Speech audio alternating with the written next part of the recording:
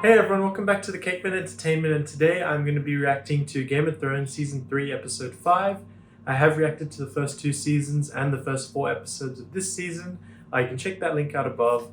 Last episode was one of my favorite episodes of everything I've watched so far in Game of Thrones.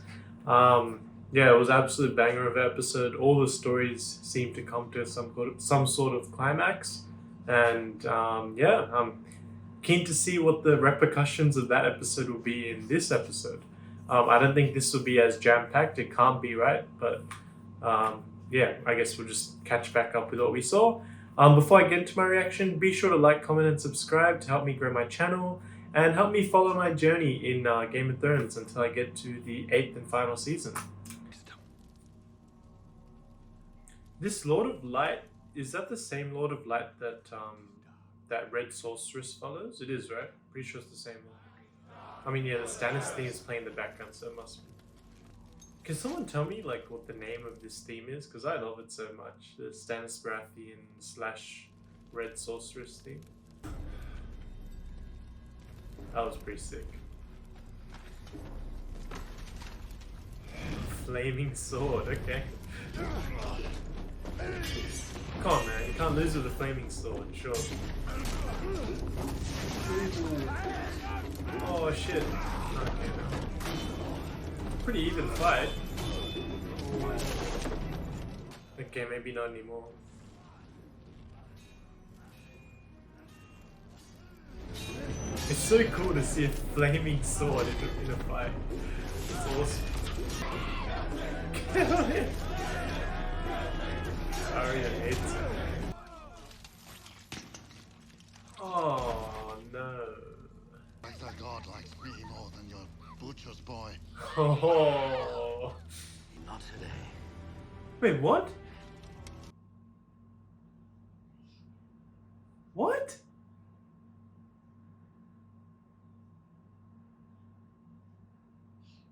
What the fuck?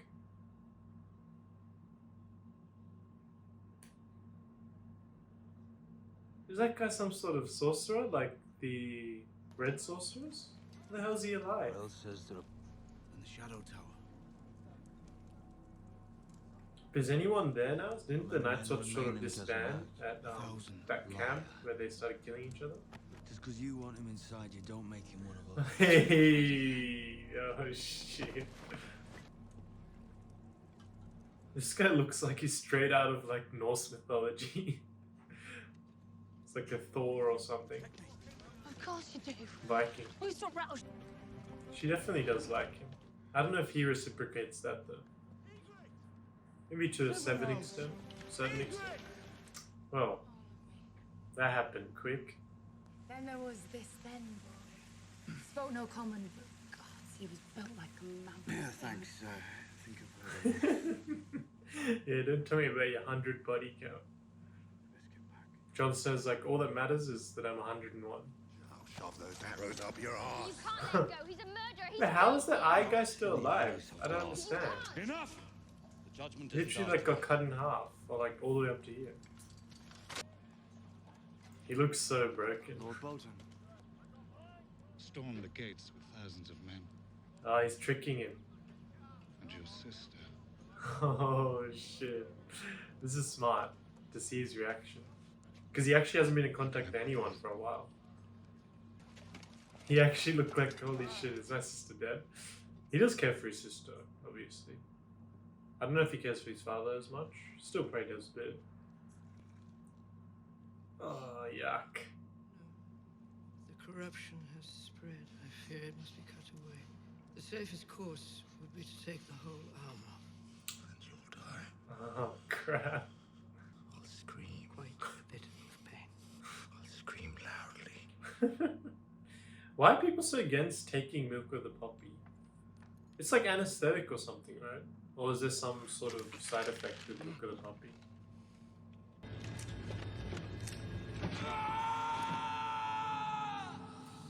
Oh, that will be very painful. And your best will prove better than when I asked you to locate Arya Stark. Hey. She remembers. We still don't know what Podrick did to those women. why they gave him like free service. No one can believe it. This city might survive the winter. A million bushels of wheat. She remembers every single detail, everything that her family has given. Of cattle, 50. How powerful is the Tyrell family? Are they like right up there with the Lannisters? Obviously the Lannisters we've heard are the most rich, but do these guys have the most supplies or something? That's settled. Good day. They must be pretty rich there if they can pay for half of an extravagant wedding. Or willing to. My family. You'd be my lady. Oh, there's a difference there. No matter how close they want to be, she'll always be above him. Especially if they go back to Robb Stark. Is this a rescue? What the hell's going on here? I'm just a small trick. Oh, wait, what?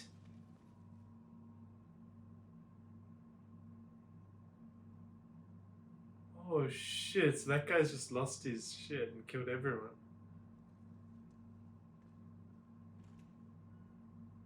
He actually killed the kids. Are you kidding? I mean, this guy did look like he was losing his shackles. So he deals with treason. I'm interested to see how Robb Stark would deal with this. Will he kill him? Funny one, I only watch for the guard. This one was only the Watcher. Hang him last so he can watch the others die. Oh, that's brutal. Oh, you need some brutality to be a king. Tell the Karstarks that as long as they remain. Well, actually, all his advisors are in agreement. This is like mirroring the time when Ned Stark had to execute that Night Watch person. Oh.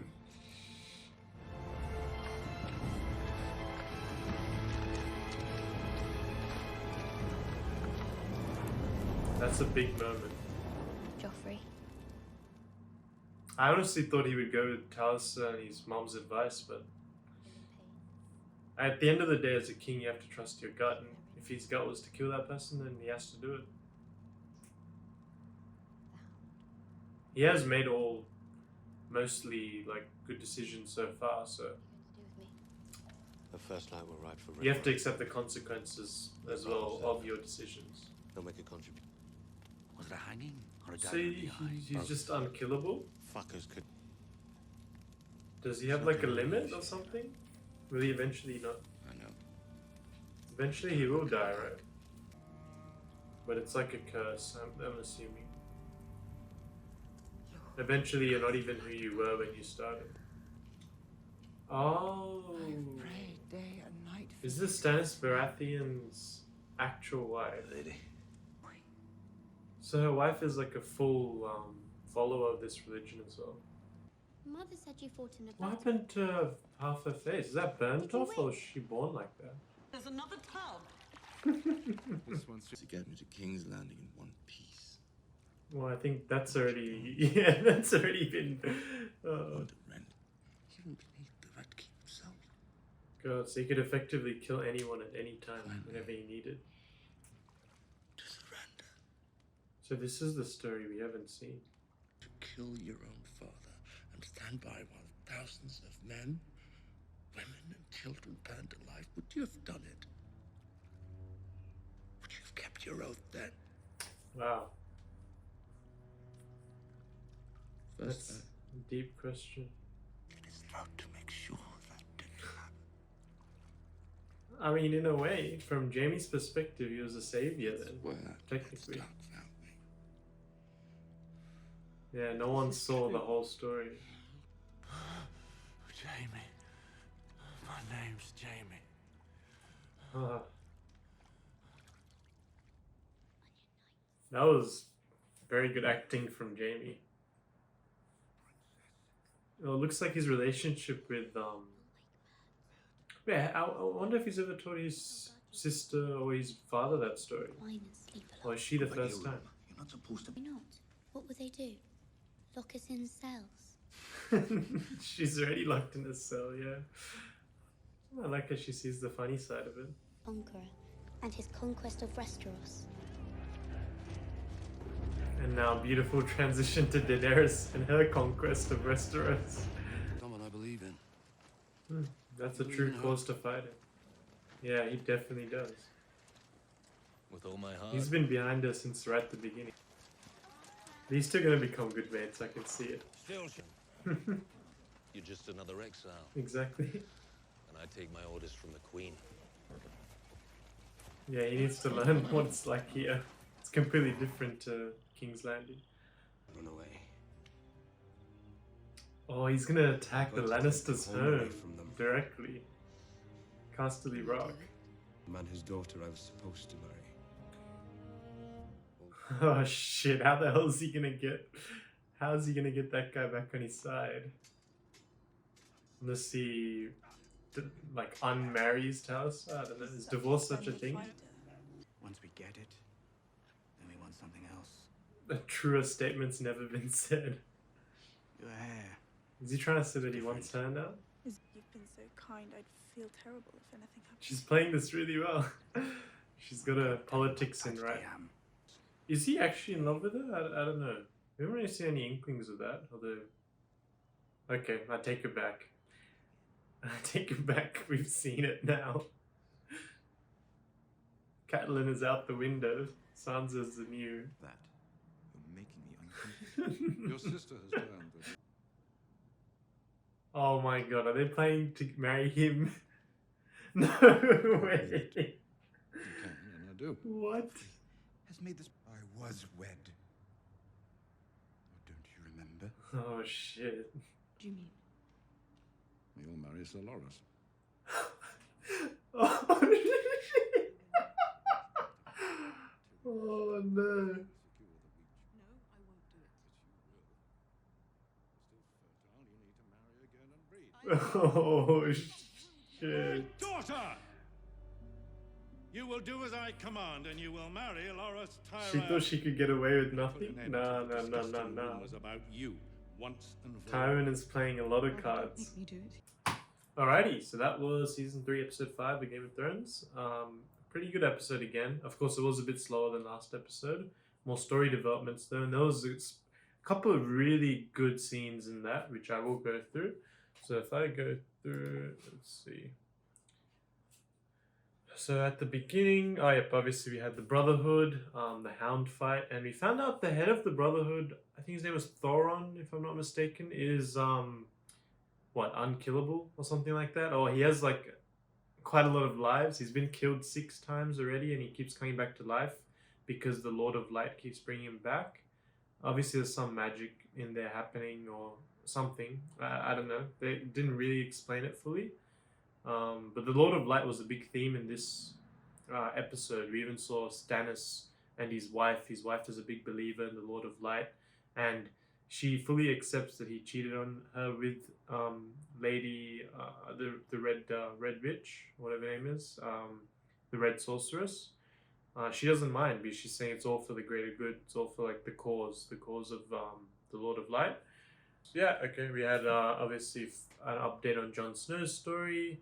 He's slowly becoming more of one of the wildlings, but they still don't fully trust him. But then, her name is Ygritte, I think. Ygritte. She has fallen in love with him. I think their time together brought them closer, which it did seem to. It was all like flirty fun and games, but now she truly does like him. And she sort of made it seem like she would want to even run away with him, like they can go and live out their days. She doesn't really want to stay here. She doesn't really care about that. She actually just wants to live a normal life by the looks of it, or they're hinting towards that. Jon Snow, I don't know what he's going to do there, but he has to stay there nonetheless. Will they... I guess they'll probably tell everyone. Everyone already knows that they want to be together, so... yeah, I wonder if they'll get married or something. I'm not too sure, but yeah, that was good to see that develop. Then we saw the Jaime and Brienne partnership develop even further, and Jaime and Brienne are now with Robb Stark's right-hand man. They're trapped there in a sense, but that bathing scene, ooh, that was very good dialogue from Jaime Lannister. He talked finally, for once, about his side of the story, what really happened that day when he killed the king. He said how the king was going to burn thousands of kids, women, men, everyone. He ordered his pyromancer to kill everyone because he had wildfire bombs placed all over the city, which is a very tactically, might sound crazy, but it is a very tactically strong move, right? You can kill anyone at any time, and he was planning to kill everyone at that point. And he also wanted Jaime to kill his own father, which, like, who's going to do that? Especially, yeah, I mean, you're not going to do that even if you hate your father. And I think Jaime does love his father still. So, yeah, that was a very good acting scene from Jaime Lannister there.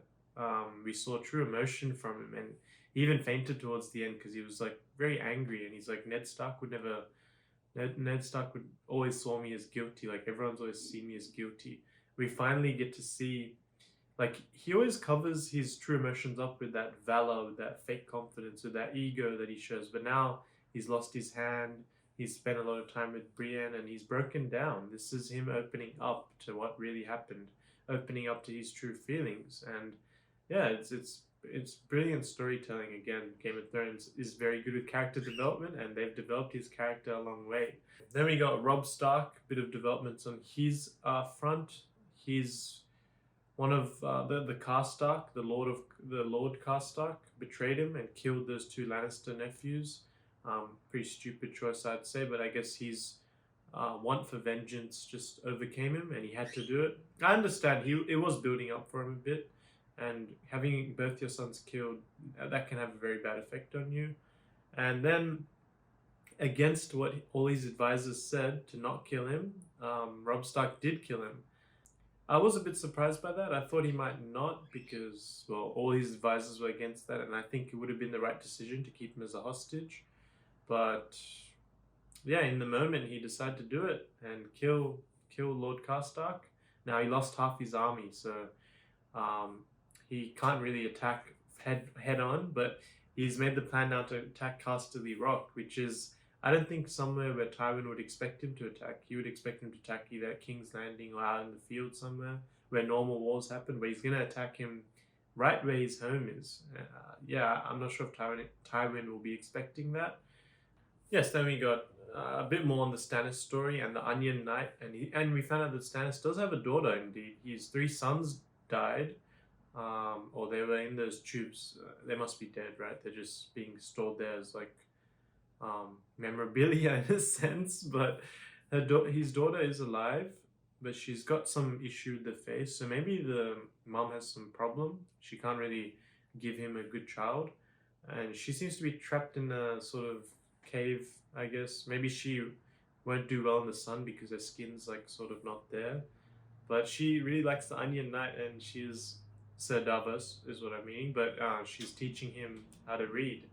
And yeah, Sir Davos seems to be, he didn't want her to be there, but then he can't ignore her. She's quite sweet, so yeah, a little bit of partnership connection there. And then finally we got, yes, so 2 more things. We got Daenerys Targaryen, bit more update on her story. She's obviously freed all her men. She's asking them to take their own names, but they're like, no, we'll keep the names that we have because this is the name I had when I was freed by Daenerys Stormborn. And yeah, they are truly loyal to her. They are completely for her cause now, so she has a good army going there. A bit of tussle between Jorah and that old head of the Kingsguard. They still have a bit of differing ideologies because he's still in the frame of King's Landing, while Jorah is showing him that it's a bit different here. It's not the same processes. And then finally we get to that really good scene at the end. They love, I've noticed that most, if not nearly every single Game of Thrones episode, they ended on an absolute like cliffhanger or like absolute banger of a scene. And it was another banger of a scene. Not as good as the Jaime scene in this episode. I think that was the standout for me, but this was the second best. And Tywin again showing that, yes, he does, I think he still does love his children in a way, but he's very manipulating and he uses them as pawns. He doesn't use them as children. He's getting Tyrion to marry Sansa Stark. He's getting his daughter to remarry now to Loras Tyrell. So he spreads his power everywhere. So he has a branch here, he's a branch there. He's very tactically superior, and he's thinking 10 moves ahead. Like Tyrion's thinking, I don't know, 3 to 4 moves ahead. Cersei maybe 2 moves ahead, but he's like 10 moves ahead. He's way past that. And yeah, Cersei's like, no, don't do this to me again, father, because she's already been through this with Robert. She didn't want to marry him, but she was shipped off and just used as like just used to make babies, really. And now she's gonna be the same with Loras. Although I don't know how that'll work, because Loras isn't exactly, well, he's not straight. So is she just gonna be wed to him and no children will happen? I'm not sure about that. And Tyrion with Sansa, that's, yeah, Tyrion was sort of like a older brother / father figure, mentor sort of to Sansa. He's always like tried to protect her, but he's never seen her as like a lover or something. That's definitely not the case. And he already has like a partner, which his father doesn't know about yet. Although it might be, yeah, I don't know. He won't be able to give her kids because he does not look at her like that, and he won't ever, I don't think. Yeah, I don't know what those two are going to do with this. The 2 children, are they going to rebel against? They can't really. Tywin is the most powerful man here, excluding Joffrey. But let's be honest, Tywin is really the king. He's making all the moves now. Joffrey is just the face king, if that makes sense. So, yeah, another big episode, a lot of more developments as well. Before I end it, be sure to like, comment, and subscribe to help me support and grow my channel. And I will continue this journey soon. And until next time, I'll see you guys later.